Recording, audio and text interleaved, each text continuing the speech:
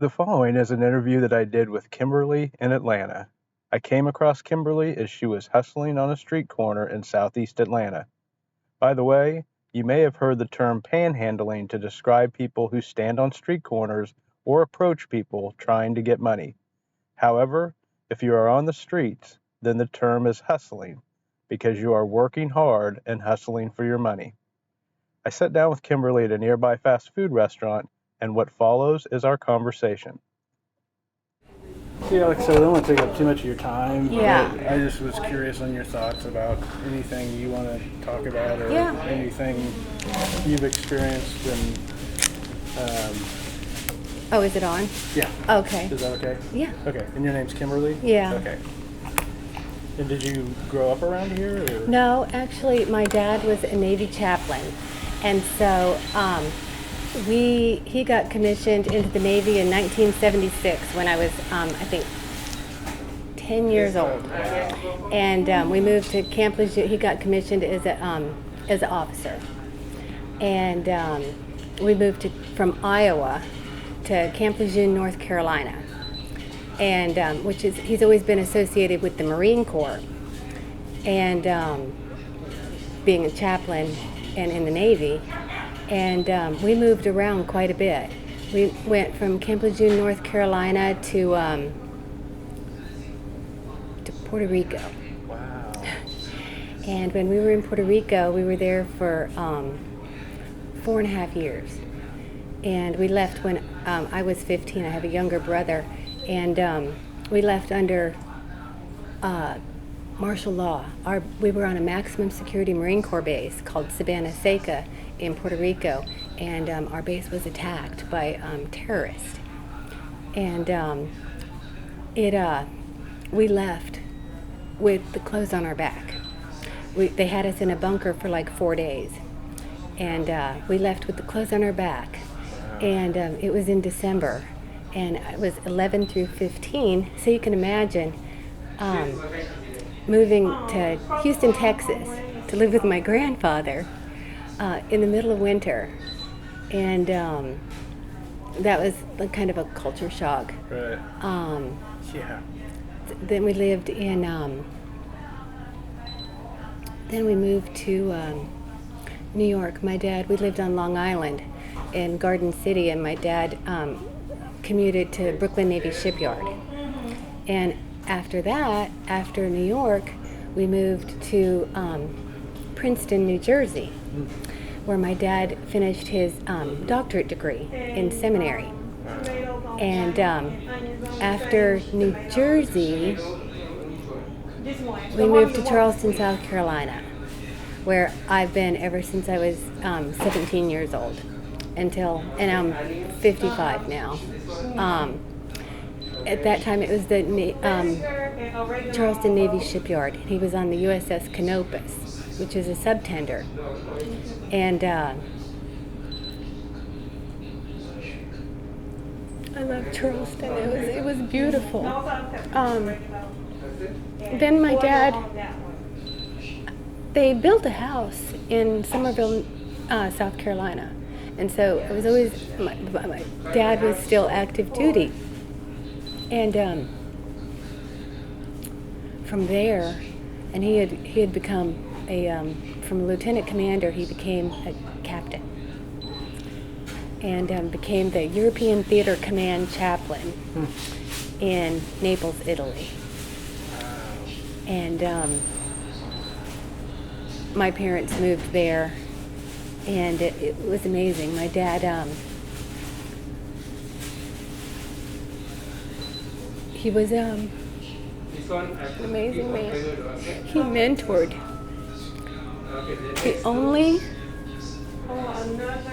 African American female Presbyterian chaplain who became an admiral.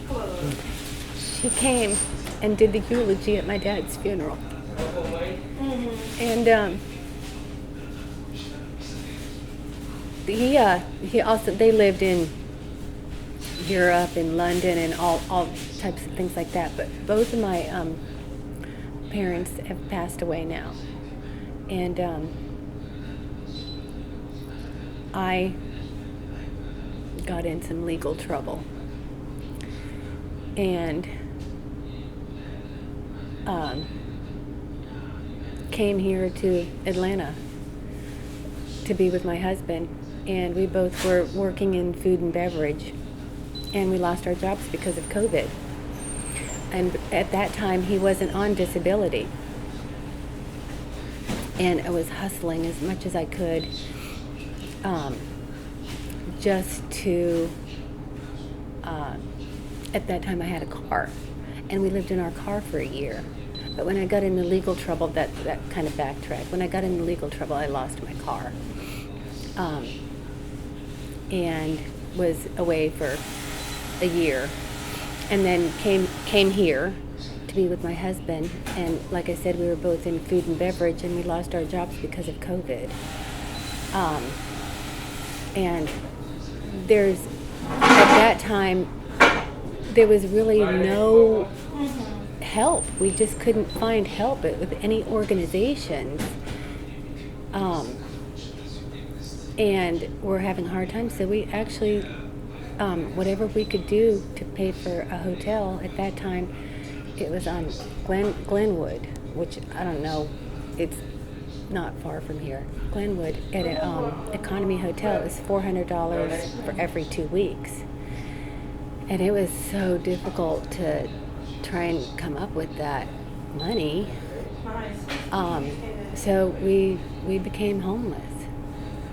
And we ended up in Midtown on Peachtree and North Avenue, and stayed on the steps of a Presbyterian church. And some of the neighbors were very nice, and one of the neighbors worked at Hope Atlanta and said they were doing interviews for transitional housing. And so we would go and we would do the interviews, and we finally got accepted. And through that, my husband also qualified for disability. And so, like I said, we have the disability now, which is helpful, but it's under $800 a month. And I mean, even though we have the transitional housing, we still have to pay a portion of it. We have to pay 30%, and then we have to pay for our utilities. And then we have, a phone that we have to pay for, and then just essentials that food stamps don't cover, things like toiletries. I don't know if you know that, but food stamps,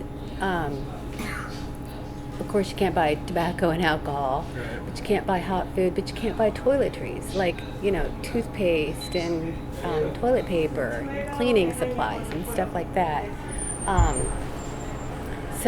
But we've been there since January, and now they're trying to find permanent housing for us. And I'm scared to move because I've become accustomed to this area, and it's relatively safe. And where our apartment is, it's relatively safe. And because it's scary out there. It's scary. It's scary. I've seen some, and I think that we're kind of the rarity, being white. I don't see a lot of white homeless people. The ones that I have seen, not couples at least, the ones that I have seen have been either elderly white people with mental issues. But I have been, I do look for work. The transit system is difficult. Takes like 2 hours to get somewhere that's 5 miles away. So that's difficult. But I do feel fortunate that we do have the transitional housing now, because when we didn't, I mean, we literally carried everything that we owned with us in suitcases. And when we stayed on the steps of the Presbyterian Church in Midtown, they were gracious enough to let us do that. But at 6:30 in the morning, they'd wake us up, and I mean, we would have to pack up all of our blankets, you know, everything. Like, it's like camping, like setting up camp and camping every day, but then carrying everything with us. And that was, you know, through the winter, the summer, the rain. I mean, we were not dry. It had a little awning, but I mean, it was not, you know, I mean, we were out in the open, way out in the open, and some scary stuff happened. We were attacked one time, and that was frightening. I mean, nothing terrible happened, and we didn't get hurt, but what they implied they were going to do was frightening. I mean, I thought that I would be raped and my husband killed or something. I mean, it was scary, very scary. So we were always aware.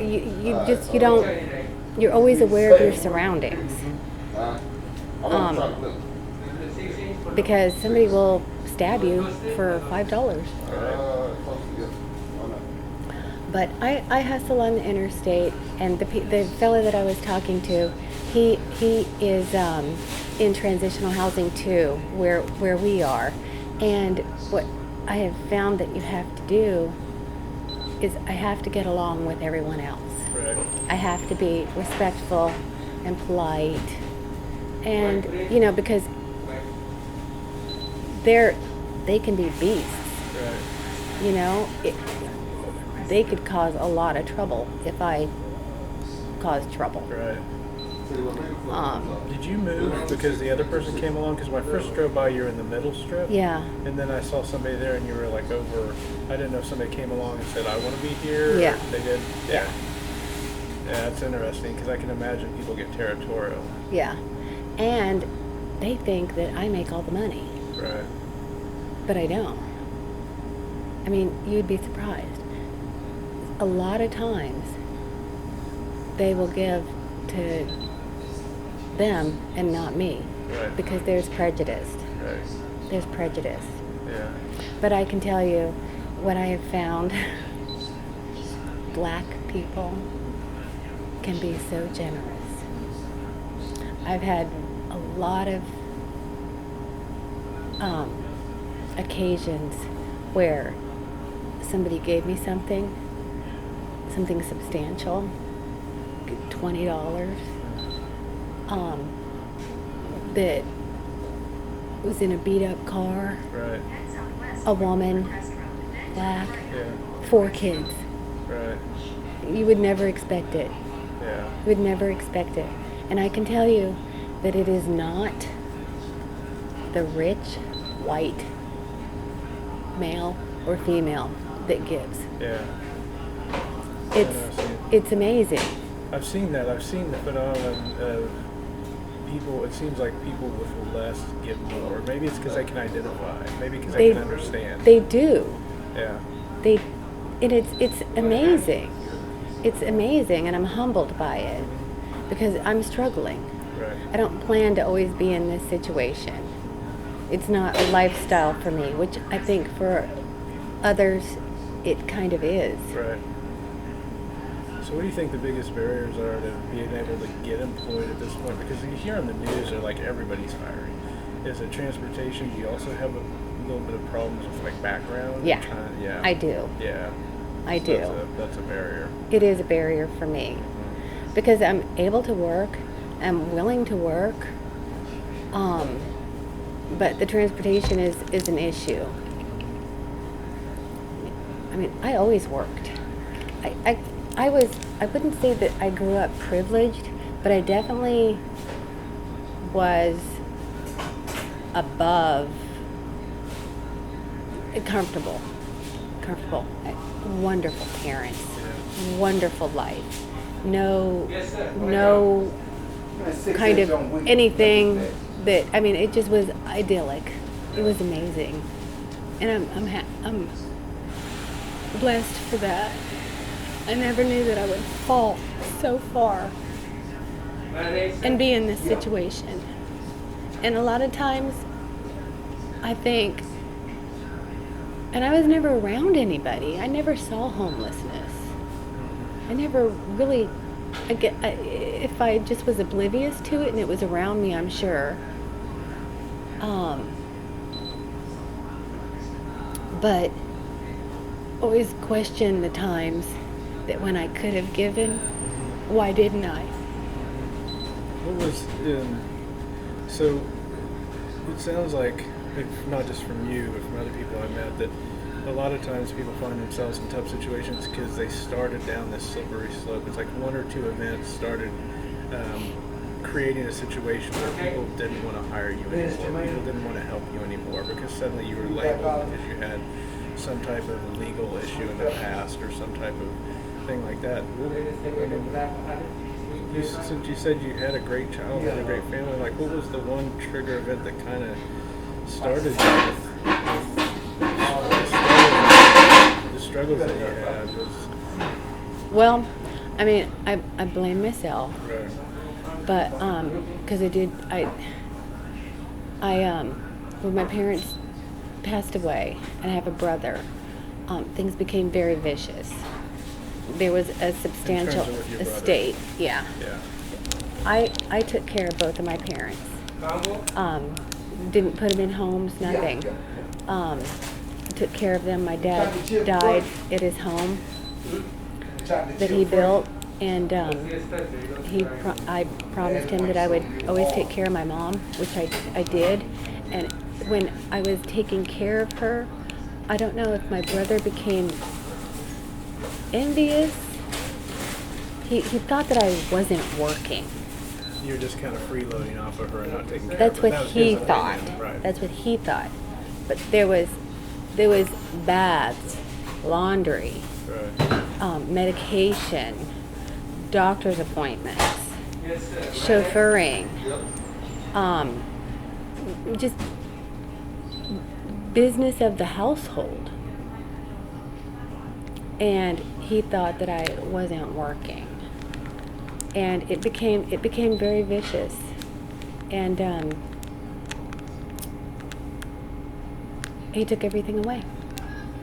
He took everything away and took everything. And Because that's all you had at that point in life. yeah. Was being with your mom and being able to support her. Right. And then when she passed away, he came in and you were just left with nothing. Yes. Yeah. Yep. Which still to me is shocking.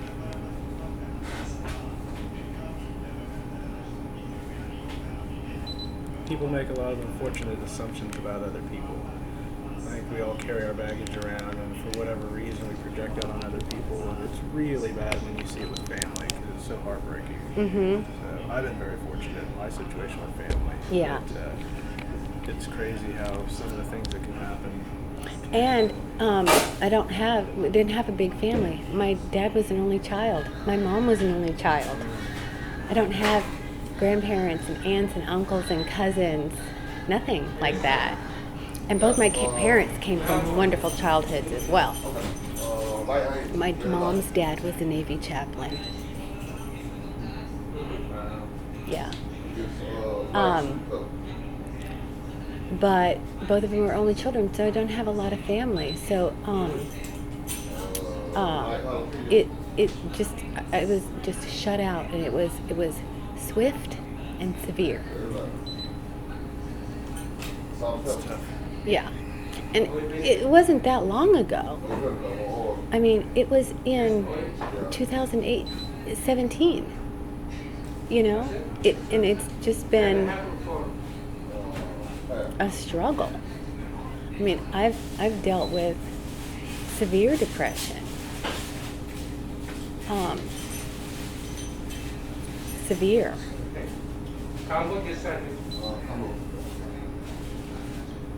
I was manic depressant and bipolar to begin with.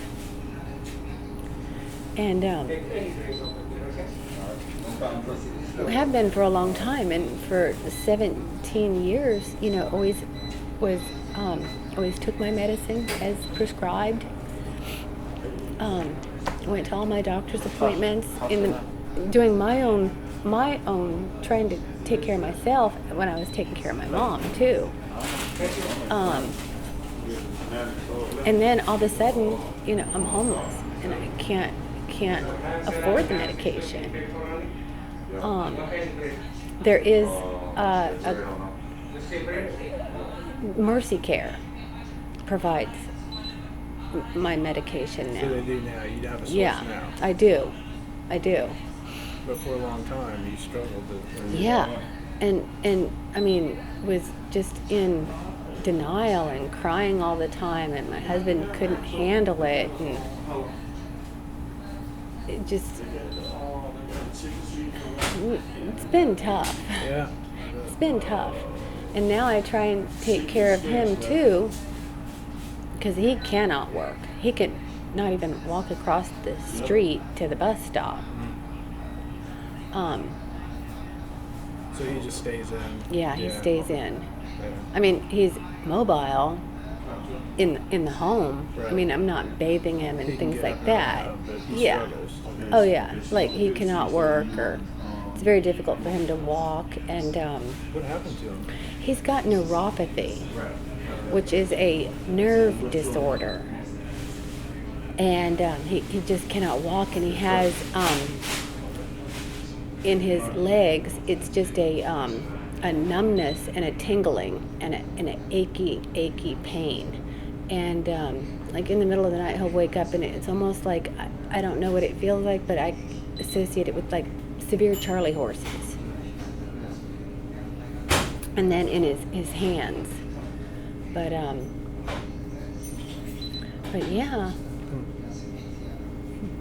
Well, I don't want to take up too much more of your time. I know you got stuff to do, and I really appreciate the conversation. Yeah. It's nice connecting with you. Is Yeah. it okay if I share this with Yeah. people? Okay. Yeah.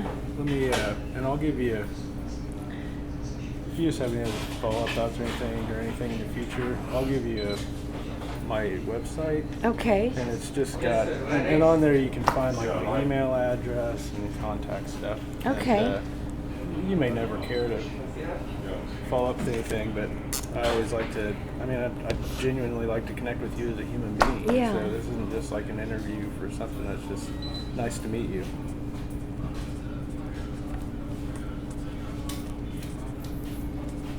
And what I'll do, I'm going to do it this week. I don't have a link on there yet to the YouTube channel that I started to document what I'm doing. Okay. But I'll put one on there, so if you go to my site, it'll be on there at some point, like in the next week. And somewhere on there will be today, and today will include your interview, and I'll just have your voice. Okay. And so if you want to check it out, you can. Okay. So there's that. Thank and you. then what I did is I brought in $10. If you wait outside, I'll go get 10 more. Thank you. 20's okay with you? That's I'd like to amazing. help you out. And I appreciate So let me that. go to my car real quick and I'll meet you out front. Okay, thank you. Nice to meet you. You too, Jason. Yeah, good luck with everything. I appreciate it. I want to take a moment to say thank you to Kimberly. It takes a good heart and a brave soul to share your story with someone else, especially when you know that your life story doesn't always paint you in the best light. So, I am sure that you share my appreciation and gratitude to Kimberly for sharing her story and giving us all more insight into the human condition, especially when life takes unexpected turns and leaves someone trying to survive on the streets. Congratulations to Kimberly and her husband for finding help and getting transitional housing. I truly hope the best for you with the rest of your life's journey. I also want to say thank you to Gina Best, who donated to my nonprofit, the Civic Health Coalition, and made my $20 gift to Kimberly possible. There are links below to the PayPal and Patreon donation pages for my nonprofit, the Civic Health Coalition, if you like these YouTube postings and want to support our work to help people like Kimberly. If you specifically want me to give your donation to someone that I meet on the streets, then please note that when you make your donation. As always, thank you for joining me on this journey as I travel across the country trying to better understand the human condition and this life that we share as human beings. We are all in this journey of life together, and I appreciate you going on this specific journey with me. Thank you for watching, and I will see you in the next video.